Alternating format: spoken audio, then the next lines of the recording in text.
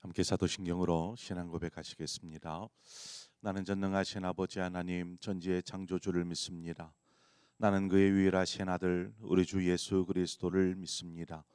그는 성령으로 잉태되어 동정녀 마리아에게서 나시고 본디오 빌라도에게 고난을 받아 십자가에 못 박혀 죽으시고 장사된 지 사흘 만에 죽은 자 가운데서 다시 살아나셨으며 하늘에 오르시어 전능하신 아버지 하나님 우편에 앉아 계시다가 거기로부터 살아있는 자와 죽은 자를 심판하러 오십니다.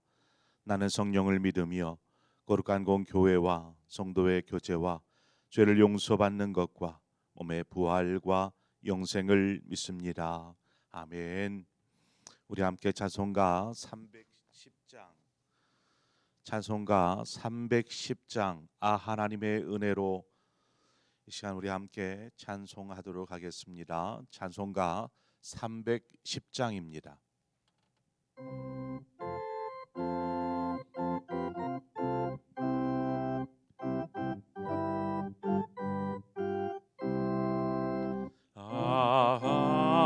하나님의 은혜로 있을 데 없는 자 왜 구속하여 주는지 난 알 수 없도다.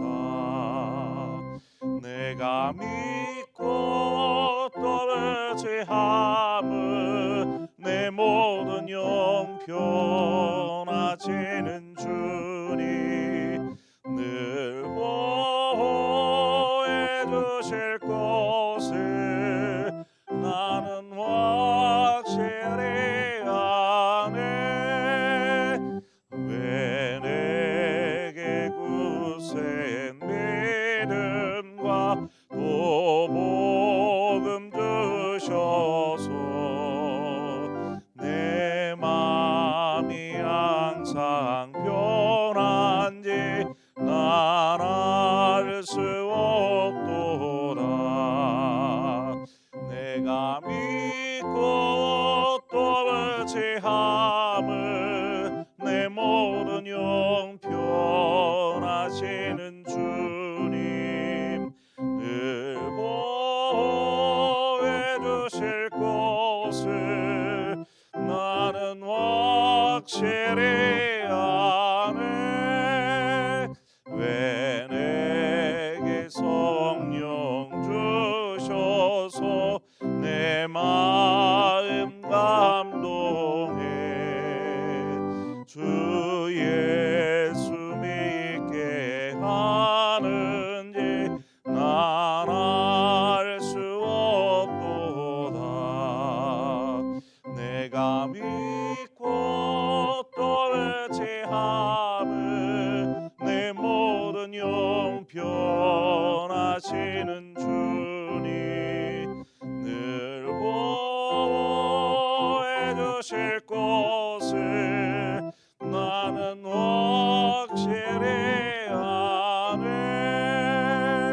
주 언제 강림하실지 옥밤에 옥낮에 또 주님 만날 그곳도 난 알 수 없도다. 내가 믿고 또 의지함은 내 모든 영 변하시는 주님 늘 보호해 주실 것을 나는 확실히 아네.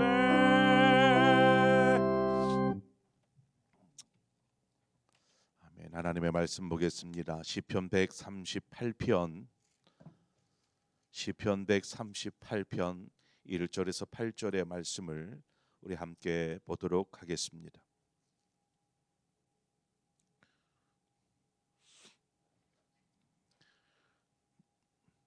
시편 138편 1절에서 8절 말씀을 한 절씩 교독하도록 하겠습니다. 내가 전심으로 주께 감사하며 신들 앞에서 주께 찬송하리이다.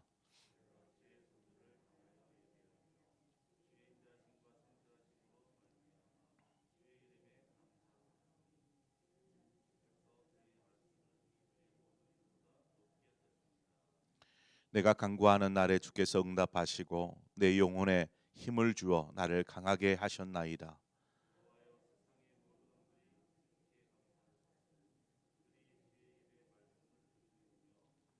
그들이 여호와의 도를 노래할 것은 여호와의 영광이 그심이니이다.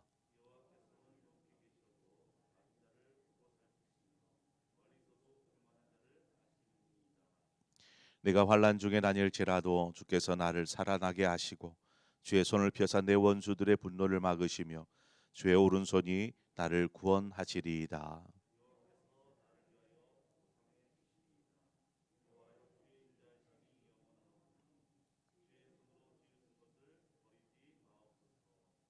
아멘.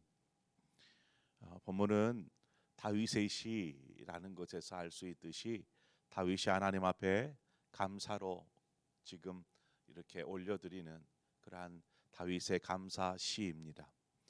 우리가 다윗하고 생각하면 이스라엘에 있어서 가장 뛰어난 훌륭한 왕이며 무엇보다도 신실한 믿음으로 하나님의 은혜를 또 하나님의 축복을 누리면서 살았던 그러한 왕이다라고 우리는 생각하고 기억하고 있을 것입니다.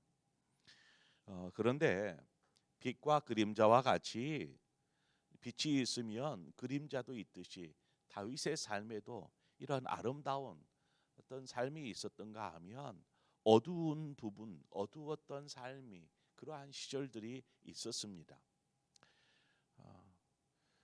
다윗의 아버지 이새에게는 7명의 아들이 있었죠. 그 중에 막내 아들이 다윗입니다.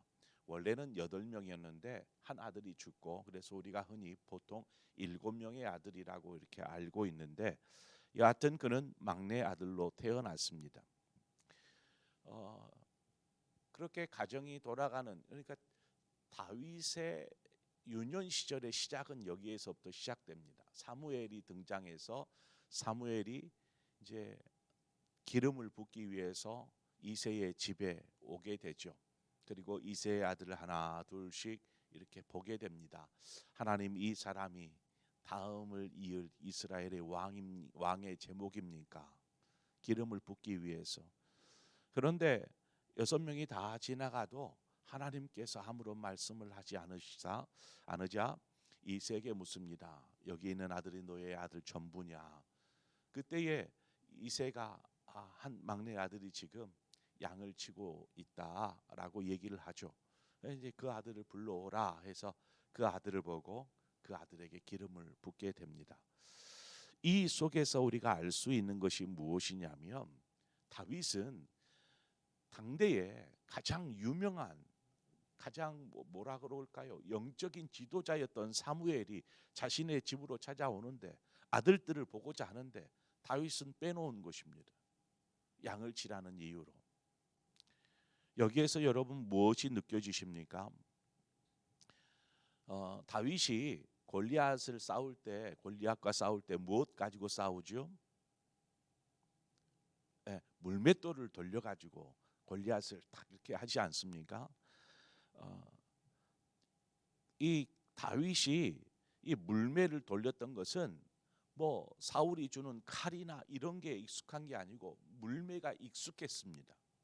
그 말은 얼마나 많이 얼마나 자주 이 물매를 돌렸겠습니까? 그 말은 다윗이 이 양치기 생활을 오랫동안 해왔다라는 것을 우리는 알 수 있습니다. 당시에 다윗의 나이가 15세, 16세 정도 됩니다. 중학생 정도 되죠. 그런 아이가 홀로 양을 치는 것입니다. 들판에서 낮이든 밤이든 할 것 없이 그냥 밤에는 거기에서 자고 양들을 지켜야 되니까 낮에도 양치고 하는 것이죠. 골리앗과의 싸움이 있을 때 이제 나이가 되면 전장에 나아갈 나이가 되면 착출이 됩니다. 그래서 이새의 아들 중에도 맨 맞이에서부터 몇몇의 아들이 나이가 되어서 전장에 착출되어 갑니다. 그런데 그때에 아버지 이새가 이 아들들의 안부를 묻기 위해서 누구를 보냅니까? 다윗을 보내요. 그때 다윗이 이제 골리앗과 만남이게 되는데 전장에 보내는데 다윗 위에도 아들들이 있을 터인데 어린 다윗을 보내요.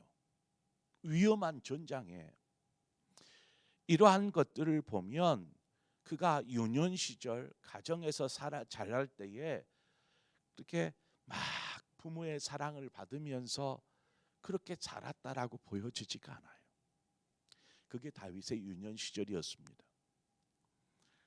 그가 골리앗을 죽이고 나서 이제 두각을 드러내기 시작하고 나중에는 다윗을 이스라엘의 군대장으로 삼습니다. 이제 군대장이 되다 보니까 여러 전투에 다윗이 참전하게 되고 그렇게 되죠. 그런 차에 다윗의 인기가 이스라엘 안에서 막 급상승하기 시작합니다. 그러자 여인들이 다윗을 환호합니다. 사울은 천천히면 다윗은 만만이라. 이 말을 들은 사울이 시기심이 동하기 시작하죠. 그리고 다윗을 죽이려고 합니다. 그래서 다윗이 사울 왕을 피해서 10년 동안 도망자 신세로 도망하면서 살죠. 이 도망하는 삶을 살면서도 막 목숨이 위태해지는 곧 붙잡힐 상황, 이러한 상황을 여러 차례 맞이합니다. 이러한 위태할 때도 있었고 또 자신으로 인해서 무고한 사람들이 많이 죽습니다. 다윗 때문에 다윗을 보호해 줬다라는 명목하에 많은 사람들이 죽임을 당합니다. 다윗이 이렇게 이제 왕이 되었을 때에 하나님께서 말씀하셨던 것처럼 다윗은 많은 전쟁을 통해서 많은 피를 손에 묻혔다. 그래서 성전을 못 짓게 하잖아요. 왕이 되었어도 수많은 전쟁에 참여해야만 했습니다. 사람들을 죽이는 피 터지는 그러한 전쟁에 다윗은 계속 참전했죠. 그러면서 뭐 영토는 늘려갔죠. 하지만 그에게는 그의 삶은 어떻게 보면 전쟁의 삶이었, 싸우는 삶이었습니다. 그의 말년에 이르러서는 그의 자식들 간에 암투가 벌어집니다. 자식들이 자식들을 죽이는 사태가 벌어지죠. 후에는 아들 압살롬의 반역으로 인해서 왕자에서 물러나 도망을 칩니다.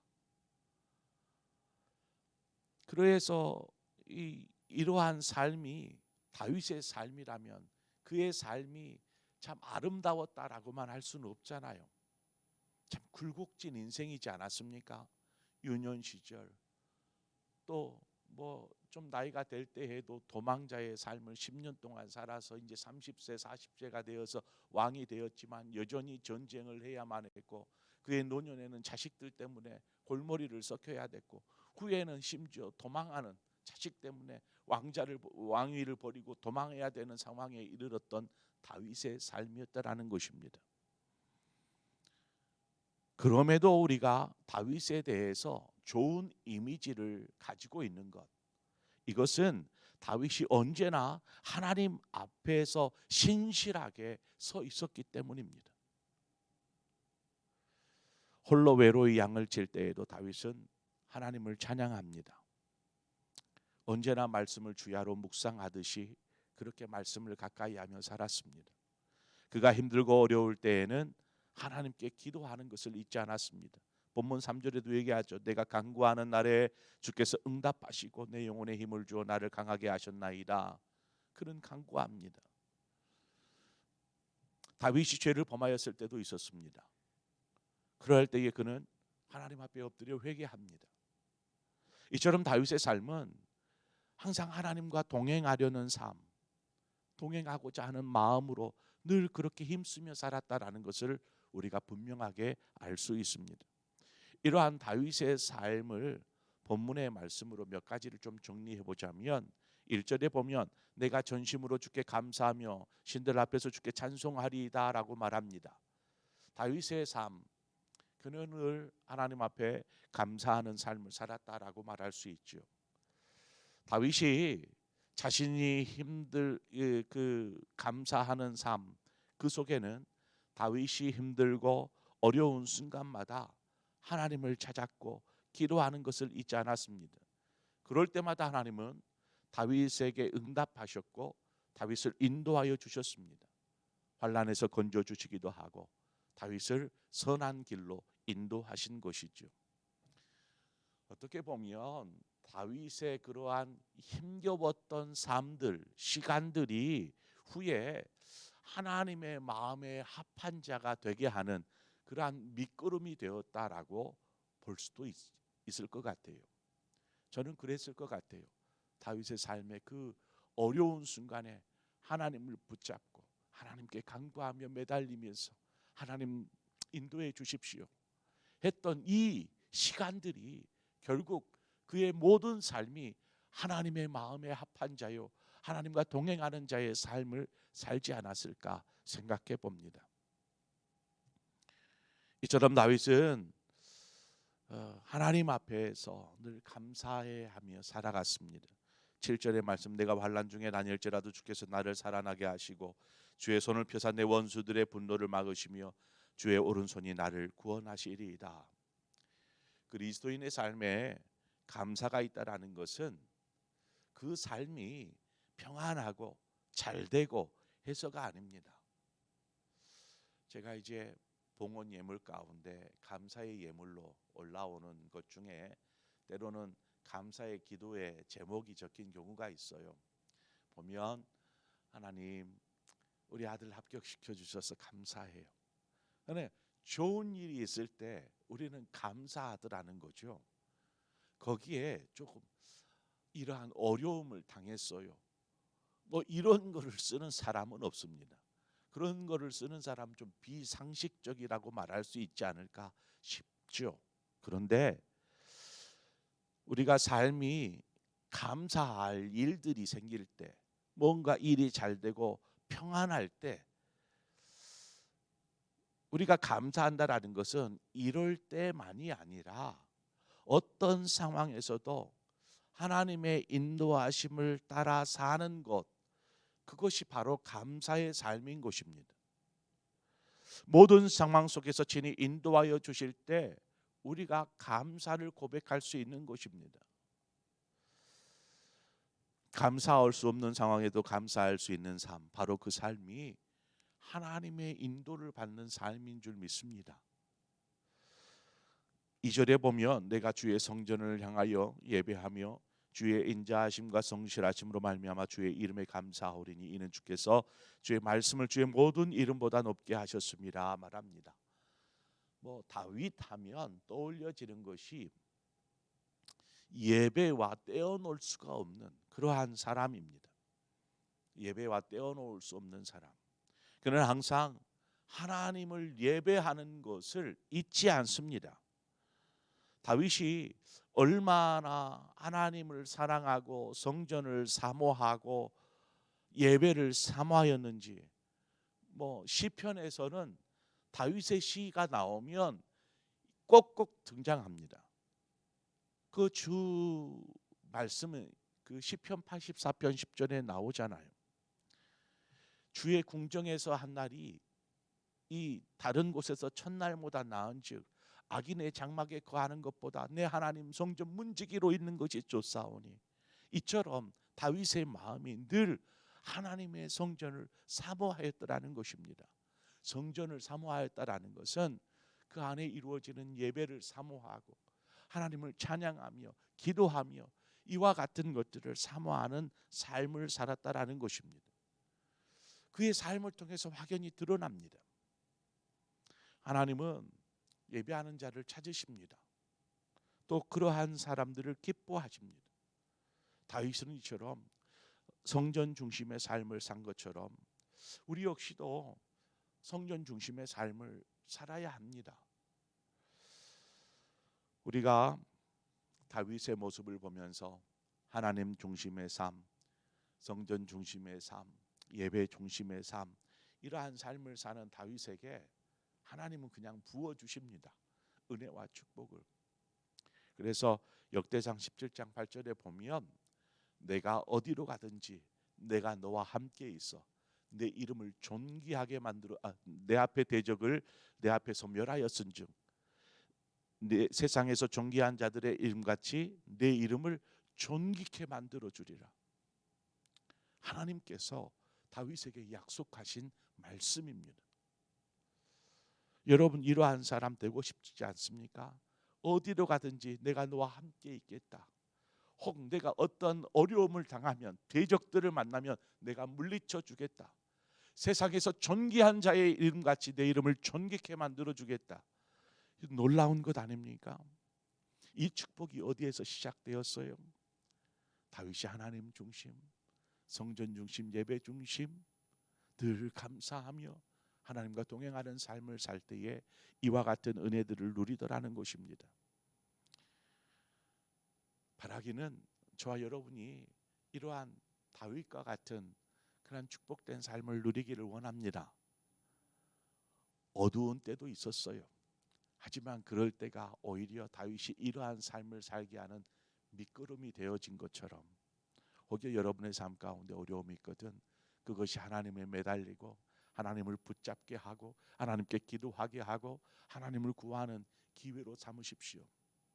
하나님 언제나 여러분과 함께 하시고 여러분의 삶을 인도하셔서 여러분의 삶이 곧 하나님께 영광이 되어지는 그러한 은혜와 축복이 있기를 축원드립니다.